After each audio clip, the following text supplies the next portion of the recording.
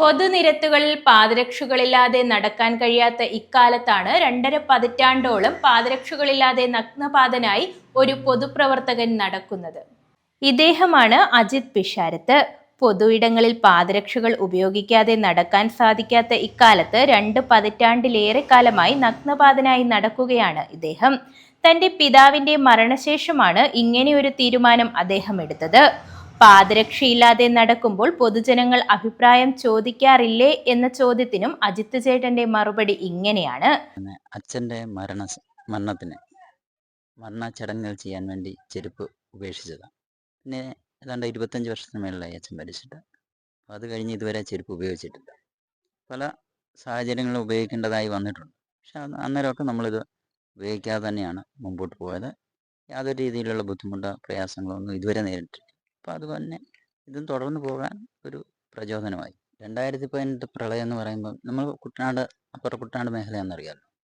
ഒരു നല്ല മഴ പത്തനംതിട്ടയിലെ കിഴക്കൻ പ്രദേശത്ത്, പത്തനംതിട്ട ജില്ലയിൽ എവിടെയെങ്കിലും മഴ പെയ്താൽ അന്നേരം ആദ്യം വെള്ളം കയറുന്ന സ്ഥലമാണ് തലവടി. ആ അത് കാര്യമുണ്ട്. പമ്പ, മണിമല, അച്ചൻകോവിൽ ആറുകളെല്ലാം ഒരുമിക്കുന്ന സ്ഥലമാണ് നമ്മുടെ തലവടി, നീരേറ്റുകുളം. അവിടെ നിന്നാണ് ഇത് വേർതിരിഞ്ഞ് പോകുന്നത്. ഈ ഒഴുകി വരുന്ന വെള്ളം എല്ലാം കടന്നു പോകേണ്ട ഒന്നീ തോട്ടപ്പള്ളി സ്പിൽവേ അല്ലെ തണ്ണീർമുക്കം വഴിയാണ്. അപ്പോൾ ഇത് കടന്നു പോകേണ്ടതില്ല. അപ്പോൾ ഈ പ്രദേശമെല്ലാം ആകുന്ന വെള്ളം, പ്രളയം സാധാരണ വെള്ളപ്പൊക്കം ഉണ്ടാകും 2-3 ദിവസം കഴിയുമ്പോൾ. പക്ഷേ ഈ പ്രളയത്തിൻ്റെ ഇത് വന്നപ്പോൾ നമ്മളെ കൊണ്ട് ഒരു കാര്യത്തിലും അവരെ സഹായിക്കാൻ പറ്റാത്ത വലിയ ബുദ്ധിമുട്ടാണ് നേരിട്ടത്. പക്ഷേ എല്ലാവരുടെയും സന്നദ്ധ പ്രവർത്തകരുടെയും സാമൂഹ്യ പ്രവർത്തകരുടെയും ജനപ്രതിനിധികളുടെയും എല്ലാം കൂട്ടായ പരിശ്രമത്തിൽ യാതൊരുവിധ അപകടങ്ങളും കൂടാതെ എല്ലാവരെയും സുരക്ഷിതമായി സുരക്ഷിത സ്ഥലത്തേക്ക് മാറ്റാൻ നമുക്ക് സാധിച്ചിട്ടുണ്ട്. അതൊക്കെ ദൈവത്തിൻ്റെ ഒരു വലിയ കാരുണ്യവും കൃപാകടാക്ഷവുമാണ്.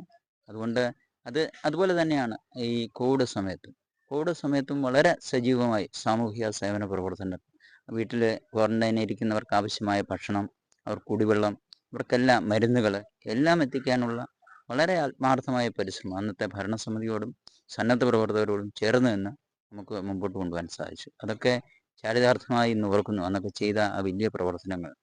അതിൻ്റെ ഒരു ഫലമാണ് എന്നെ പൊതുസമൂഹം എൻ്റെ പ്രവർത്തനങ്ങൾ വിലയിരുത്തിയാണ് എന്നെ ഈ ബ്ലോക്ക് പഞ്ചായത്തിലേക്ക് അവർ വീണ്ടും തിരഞ്ഞെടുത്ത് വിട്ടത്. അടുത്ത ഇലക്ഷന് അത് ഈ പൊതു സേവന രംഗം എനിക്ക് എപ്പോഴും എൻ്റെ മനസ്സിൽ കൊണ്ടുവരണം. ആർക്കെന്ത് സേവനം, ഏത് സമയം, ഏത് പാതിരാത്രിക്ക് വിളിച്ചാലും അവരോടൊപ്പം ചേർന്ന് അവർക്ക് വേണ്ടുന്ന സഹായങ്ങൾ ചെയ്തു കൊടുക്കണം എന്നൊരു മനസ്സാണ് എനിക്കുള്ളത്. അപ്പം ഈ പൊതുരംഗത്ത് ഉണ്ടാകണമെന്നാണ് താല്പര്യം. പിന്നെ പാർട്ടി എന്താണോ തീരുമാനിക്കുന്നത്, പാർട്ടി പറയുന്ന അനുസരിച്ച് അതിൻ്റെ പ്രവർത്തനങ്ങൾ ഏത് തരത്തിലാണ് മുമ്പോട്ട് കൊണ്ടുപോകാൻ വേണ്ടിയുള്ള പരിശ്രമത്തിലാണ് ഇപ്പോൾ മുമ്പോട്ട് പോകുന്നത്. കല്ലും മുള്ളും ചെളികളും നിറഞ്ഞ നാട്ടുവഴികളിലൂടെയുള്ള യാത്ര രോഗങ്ങൾ വരുവാൻ കാരണമാകില്ലേ എന്ന ചോദ്യത്തിനും അദ്ദേഹത്തിന്റെ കയ്യിൽ മറുപടിയുണ്ട്. 2018 പ്രളയം അതിജീവിച്ചത് കഠിന പരിശ്രമം കൊണ്ടാണ്. വെള്ളം കയറിയാൽ 3 ദിവസം കഴിഞ്ഞ് പൂർവ്വസ്ഥിതിയാകും. എന്നാൽ പ്രളയം അങ്ങനെ ആയിരുന്നില്ല. സഹായ മനസ്ഥിതിയുള്ള നിരവധി പേരെ ഒപ്പം കൂട്ടി മുന്നോട്ടു പോവുകയായിരുന്നു. 10 വർഷമായി പൊതുപ്രവർത്തനം നടത്തുന്ന ഇദ്ദേഹം പാദരക്ഷകൾ ഇല്ലാത്തത് ബുദ്ധിമുട്ടായി കണക്കാക്കുന്നില്ല. തന്റെ ആരോഗ്യ രഹസ്യത്തിന് കാരണം ഇതാണെന്നും അജിത് പിഷാരത്ത് പറയുന്നു. തലവടി ഗ്രാമപഞ്ചായത്തിലെ അംഗമായിരുന്ന അജിത് പിഷാരത്ത് നിലവിൽ ചമ്പക്കുളം ബ്ലോക്ക് പഞ്ചായത്ത് അംഗമാണ്. News bureau, Alappuzha.